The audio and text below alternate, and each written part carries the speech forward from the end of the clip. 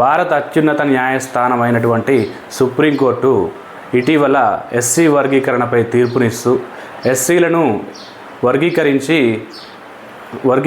వారికి విద్యా ఉద్యోగ రిజర్వేషన్లు కల్పించాలని చెప్పేసి రాష్ట్ర ప్రభుత్వాలే దీనికి అధికారం కల్పిస్తూ తీర్పునివ్వడం జరిగింది.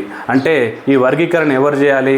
రాష్ట్ర ప్రభుత్వాలు చేయాలి అని చెప్పేసి సుప్రీంకోర్టు తీర్పునివ్వడం జరిగింది.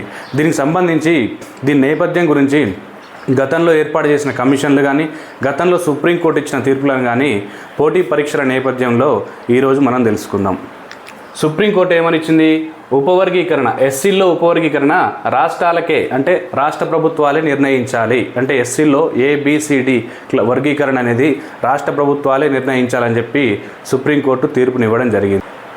ఎందుకు అంటే ఎస్సీల్లో ఉన్నటువంటి కొన్ని సంపన్న కులాలు కింది కులాలను డామినేట్ చేస్తూ ఈ ఎస్సీ రాజ్యాంగబద్ధంగా కల్పిస్తున్న రిజర్వేషన్లను ఈ సంపన్న కులాలకే చెందుతున్నాయి, ఎప్పటికైనా ఈ సంపన్న కులాలే తీసుకెళ్తున్నాయి అని చెప్పేసి అన్ని కులాలకు ఈ ఫలాలు వర్తించాలి అని సుప్రీంకోర్టు వర్గీకరణ చేసి విద్యా ఉద్యోగ రిజర్వేషన్లు కల్పించండి, దీనికి సంబంధించి రాష్ట్ర ప్రభుత్వాలు ఈ ఎస్సీ ఎస్టీల వర్గీకరణ నిర్ణయించాలని చెప్పి నిర్ణయించడం జరిగింది. ఈ ఎస్సీ ఉపవర్గీకరణలో ఆర్టికల్ 14కు కానీ ఆర్టికల్ 341కు కానీ ఎటువంటి విరుద్ధం కాదు అని, అంటే గతంలో ఈ ఆర్టికల్ని అడ్డు చెప్పే సుప్రీంకోర్టు ఇవి చెల్లవని చెప్పిన సందర్భాలు ఉన్నాయి. కాబట్టి ప్రస్తుతం ఆర్టికల్ 14కు కానీ అంటే చట్ట సమానత్వానికి కానీ ఆర్టికల్ 341 అంటే రాష్ట్రపతి ఎస్సీ కులాలు నిర్ణయించే అంశం కానీ లేకుంటే ఎస్సీలకు సంబంధించిన చట్టాలు చేసే అంశం కానీ వీటికి ఎటువంటి విరుద్ధం కాదు, ఈ ఉపవర్గీకరణ అనేది రాష్ట్ర ప్రభుత్వాలు చేయవచ్చు అని చెప్పేసి తీర్పునివ్వడం జరిగింది. దీనికి సంబంధించి ప్రస్తుతం సుప్రీంకోర్టు చీఫ్ జస్టిస్గా ఉన్నటువంటి డివై చంద్రచూడ్ గారి ఆధ్వర్యంలోని 6:1 ధర్మాసనం తీర్పు చెప్పడం జరిగింది. అంటే ఇక్కడ 6:1 అంటే 6 మెంబర్స్ దీనికి అనుకూలంగాను ఒక సభ్యుడు దీనికి వ్యతిరేకంగాను ఈ తీర్పులో వెలువరించడం జరిగింది. ఆ సభ్యుడు ఎవరంటే బేలా త్రివేది. అంటే ఈ వ్యతిరేకించిన సభ్యుడు ఎవరంటే జస్టిస్ బేలా త్రివేది గారు. ఈయన వ్యతిరేకించినారు.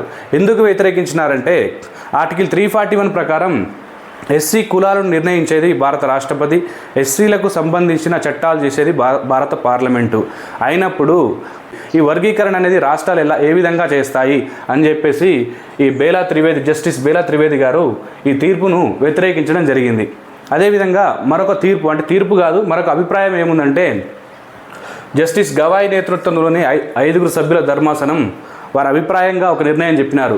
1992 తర్వాత బీసీల్లో కల్పిస్తున్న క్రీమీ లేయర్ అంశాన్ని ఎస్సీలకు కూడా తీసుకురావాలి. అంటే క్రీమీ లేయర్ అంటే ఈ ధనిక వర్గాలు కానీ ఆల్రెడీ ప్రభుత్వ ఉద్యోగాలు సంపాదించిన వ్యక్తులు కానీ వారిని క్రీమీ లేయర్కి చేర్చుతూ పేద వర్గాలైనటువంటి ఎస్సీలో పేద వర్గాలను నాన్ క్రీమీ లేయర్కి చేర్చాలి. అంటే బీసీలో ప్రస్తుతం కల్పిస్తున్న విధానాన్ని ఈ ఎస్సీలో కూడా కల్పించాలని చెప్పేసి జస్టిస్ గవాయి గారి నేతృత్వంలోని ధర్మాసనం ఈ క్రీమీ లేయర్ తీసుకురావాలని అనే అభిప్రాయాన్ని తెలియజేసింది. అయితే ఈ కేసుకు సంబంధించి నేపథ్యం అంటే గతంలో సుప్రీంకోర్టు ఏ విధంగా తీర్పులు ఇచ్చింది, ఏ కమిషన్లు నియమించారనేది పోటీ పరీక్షల నిమిత్తం ఈరోజు తెలుసుకుందాం.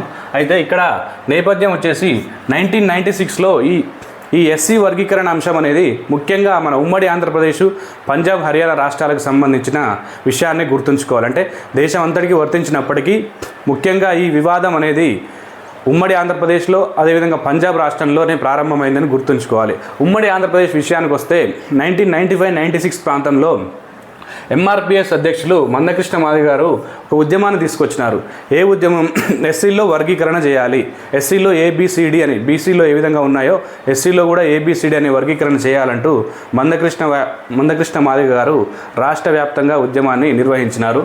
అయితే నాటి ప్రభుత్వం దీన్ని పరిశీలించాలని చెప్పేసి ఇది చాలా ఇంపార్టెంట్ ఈ విషయాన్ని గుర్తుంచుకోవాలి. పి రామచంద్రరాజు కమిషన్ను 1996లో నాటి ఉమ్మడి ఆంధ్రప్రదేశ్ ప్రభుత్వం నియమించింది. పి రామచంద్రరాజు కమిషన్ 1996లో నియమించింది. ఈ కమిషన్ మరుసటి సంవత్సరం 1997లో నివేదికనిస్తూ ఎస్సీ ఎస్టీల్లో వర్గీకరణ చేయాలి. ఎందుకంటే ఎగ్జాంపుల్కి నాటి ఉమ్మడి ఆంధ్రప్రదేశ్లో ఉన్నటువంటి మాల, ఆది ఆంధ్ర కులాల కంటే మాదిగ, రెల్లి అనే కులాలు వెనుకబడి ఉన్నాయి అనే ఎగ్జాంపుల్ ఉదహరిస్తూ ఎస్సీలో వర్గీకరణ తీసుకురావాలని చెప్పేసి ఈ కమిషన్ సూచన చేయడం జరిగింది.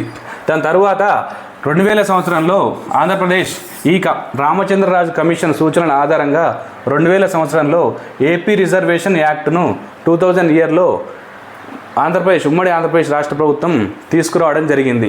ఈ కమిషన్లో ఎస్సీలకు ఎస్సీ ఏబిసిడీలుగా వర్గీకరించి వారికి రిజర్వేషన్లు, విద్యా ఉద్యోగ రిజర్వేషన్లు కల్పించే విషయంలో కొన్ని కులాలను ఏలో, కొన్ని కులాలను బిసిడీలలో చేరుస్తూ ఈ చట్టం ద్వారా ఆంధ్రప్రదేశ్ ప్రభుత్వం తీసుకురావడం జరిగింది. అయితే ఇది ఆర్టికల్ 14కు అంటే చట్ట సమానత్వానికి ఆర్టికల్ 341కు విరుద్ధంగా ఉందని చెప్పి నాటి ఉమ్మడి ఆంధ్రప్రదేశ్ చెందిన ఈవి చిన్నయ్య అనే వ్యక్తి ఏపీ హైకోర్టుకు వెళ్ళడం జరిగింది. ఈ వర్గీకరణ ఏ విధంగా కల్పిస్తారు, ఈ వర్గీకరణ కల్పించడం రాజ్యాంగంలోని 341కు ఆర్టికల్ 14కు వ్యతిరేకంగా ఉందని చెప్పేసి ఈవి చిన్నయ్య నాటి ఆంధ్రప్రదేశ్ హైకోర్టును ఆశ్రయించడంతో హైకోర్టు ఈ ఏపీ రిజర్వేషన్ యాక్ట్ తీసుకొచ్చింది సబబేనని, దీంట్లో తిరస్కరించే అంశం ఏం లేదని, ఈ వర్గీకరణ అనేది చెల్లుతుంది అని చెప్పేసి ఆంధ్రప్రదేశ్ హైకోర్టు తీర్పునియడం జరిగింది. దీంతో ఈవి చిన్నయ్య గారు నేరుగా సుప్రీంకోర్టుకు వెళ్ళడంతో సుప్రీంకోర్టులోని 5 సభ్యుల ధర్మాసనం ఆర్టికల్ 14కు ఆర్టికల్ 341కు ఈ వర్గీకరణ అనేది విరుద్ధంగా ఉందని చెప్పేసి సుప్రీంకోర్టు కొట్టివేయడం జరిగింది. ఈవి చిన్నయ్య కేసులో 2004లో సుప్రీంకోర్టు ఈ వర్గీకరణ చెల్లదంటూ తీర్పునిచ్చిన అనంతరం ఆంధ్రప్రదేశ్ రాష్ట్ర ప్రభుత్వం కేంద్ర ప్రభుత్వం దగ్గరికి వెళ్ళి ఈ రిజర్వేషన్లను ఎస్సీలో వర్గీకరణ ఏ విధంగానైనా సరే చేయాలని చెప్పి కేంద్ర ప్రభుత్వం దగ్గర అర్జీ పెట్టినప్పుడు కేంద్ర ప్రభుత్వం నియమించిన కమిషనే జస్టిస్ ఉషా మెహ్రన్ కమిషన్ 2007లో దీన్ని కేంద్ర ప్రభుత్వం నియమించడం జరిగింది. అంటే రాష్ట్ర ప్రభుత్వం అర్జీ మేరకు కేంద్ర ప్రభుత్వం జస్టిస్ ఉషా మెహ్రన్ కమిషన్ ఎస్సీ వర్గీకరణ అంశాన్ని పరిశీలించాలంటూ ఈ కమిషన్ను నియమించడం జరిగింది. 2008లో ఈ ఉషా మెహ్రన్ కమిషన్ నివేదిక సమర్పిస్తూ ఉపవర్గీకరణ చేయాలి, అవసరమైతే ఆర్టికల్ 341 కూడా సవరించి ఎస్సీల్లో అన్ని వర్గాల వారికి సమాన అవకాశాలు కల్పించాలి, ఈ వర్గీకరణ చేయాలి అని చెప్పేసి ఈ కమిషన్ రిపోర్ట్ ఇవ్వడం జరిగింది. ఇదే అంశానికి సంబంధించి వర్గీకరణ విషయంలో పంజాబ్ రాష్ట్రంలో కూడా 2006లో పంజాబ్ ప్రభుత్వం చట్టం తీసుకురావడం జరిగింది. ఈ చట్టం ఉద్దేశం ఏంటంటే ఎస్సీల్లో సగం అంటే 50% సిక్కు, వాల్మీకి, మహజాబీ కులాలకు రిజర్వేషన్లు కల్పిస్తూ ఈ చట్టాన్ని పంజాబ్ రాష్ట్ర ప్రభుత్వం 2006లో తీసుకురావడం జరిగింది. అంటే ఎగ్జాంపుల్కి 20% ఎస్సీలకు కల్పిస్తే అందులో 10% రిజర్వేషన్లు ఈ 3 కులాలకే కల్పించాలి అనే ఉద్దేశంతో పంజాబ్ ప్రభుత్వం ఈ చట్టాన్ని తీసుకురావడం జరిగింది. 2010లో ఈ అంశాన్ని కూడా సుప్రీంకోర్టు నాటి ఈవి చిన్నయ్య కేసును ప్రస్తావిస్తూ ఈ 50% రిజర్వేషన్, ఎస్సీలో 50% రిజర్వేషన్ అనే అంశం పంజాబ్ రాష్ట్రం తీసుకొచ్చిన అంశం చెల్లదు అంటూ సుప్రీంకోర్టు తీర్పునివ్వడం జరిగింది. 2010లో పంజాబ్ రాష్ట్రం చేసిన ఈ చట్టం చెల్లదని సుప్రీంకోర్టు తీర్పు ఇచ్చినప్పుడు దానికి అనంతరంగా భారత సుప్రీంకోర్టులో దాదాపు 22 పిటిషన్లు వేయడం జరిగింది. దీనిలో ఒక పిటిషన్ మందకృష్ణ మాదిగ కూడా వేయడం జరిగింది.